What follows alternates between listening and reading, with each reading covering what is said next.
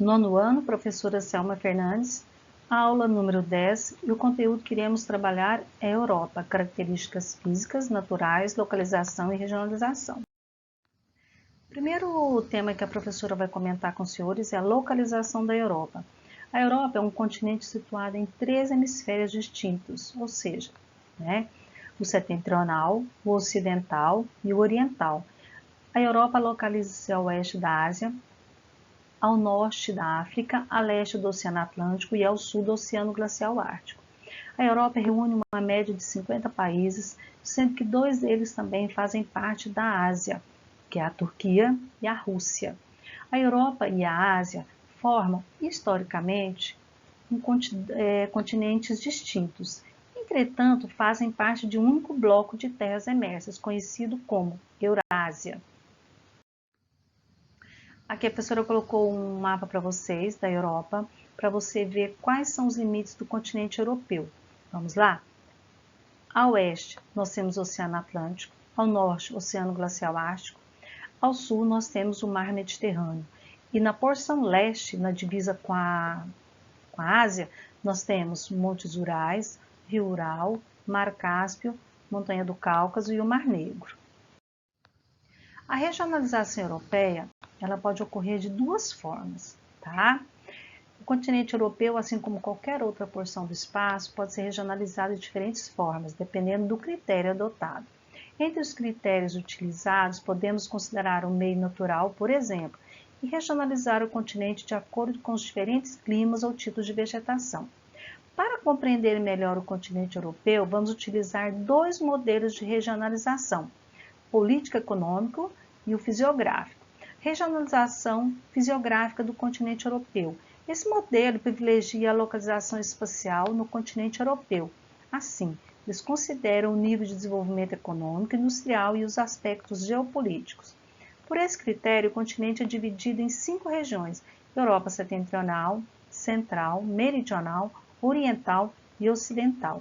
E também a professora colocou aqui um mapa para vocês, tá?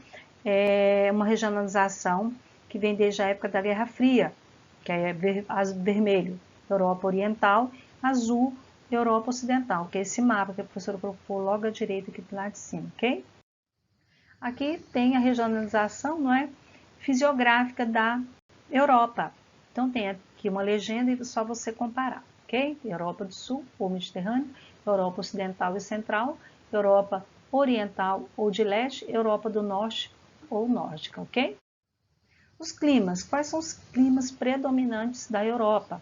Nós vamos ter aqui um clima predominante, é o temperado, com variações entre as regiões litorâneas e continentais, bem como nas zonas de maiores altitudes. Este clima possui as 4 estações do ano bem definidas. Isso porque ocorre as terras, porque as terras do continente estão majoritariamente entre as latitudes que se estendem do Trópico de Câncer ao Círculo Polar Ártico. Nós temos também outros tipos climáticos que compõem, na área da Europa: o clima mediterrâneo, polar, o frio de montanha, o frio e o semiárido. E quais são os elementos que influenciam no clima da Europa? São fatores climáticos da Europa, ok? As altas latitudes, elevadas altitudes, a corrente do Golfo, continentalidade e a maritimidade. E o relevo da Europa? Vamos falar sobre o relevo. A Europa é um continente com relevo pouco acidentado, se compararmos com outros continentes, como por exemplo, a Ásia. Em termos de relevo, podemos considerar que existem 3 grandes conjuntos morfológicos: as planícies, os planaltos e as montanhas. Grande parte do território é constituído pela Grande Planície Central. Nesse mapinha que a professora colocou do lado direito, você vai ver o verdinho de todas as planícies, ok? Grande parte do território é constituído pela Grande Planície Central Europeia, que se estende desde a costa ocidental da França e vai até os Montes Urais, no limite com a Ásia.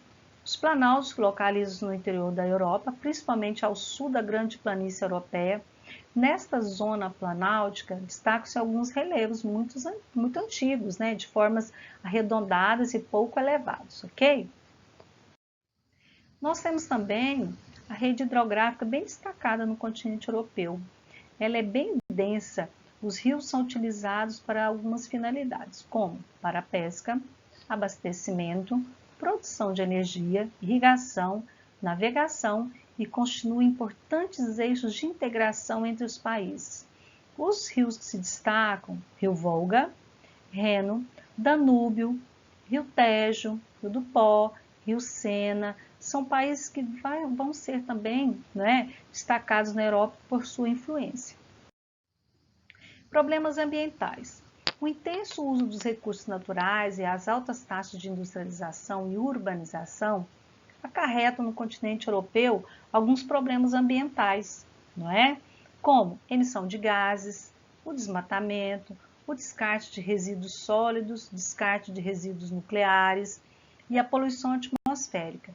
Esses problemas, né, vão ser bem acentuados no continente europeu. Paisagens vegetais. A diversidade climática da Europa contribui para a ocorrência de diferentes tipos de vegetação nativa. Ao longo de sua história, grande parte dessa vegetação foi devastada. Por quê, professora? Porque a Europa foi o primeiro continente a se industrializar, na segunda metade do século XVIII. Qual foi o primeiro país? A Inglaterra, não é? Então, atualmente, as maiores concentrações de vegetação nativa ocorrem em áreas pouco ocupadas, como, por exemplo, no norte do continente, em áreas de altas montanhas ou mesmo em unidades de conservação. A matriz energética europeia, né? Nos países europeus, cerca de 35% da eletricidade gerada provém de centrais nucleares, sendo que a França é o país que tem maior produção, cerca de 78,5% da fonte de energia na França é nuclear, seguido aí do país que se chama Lituânia.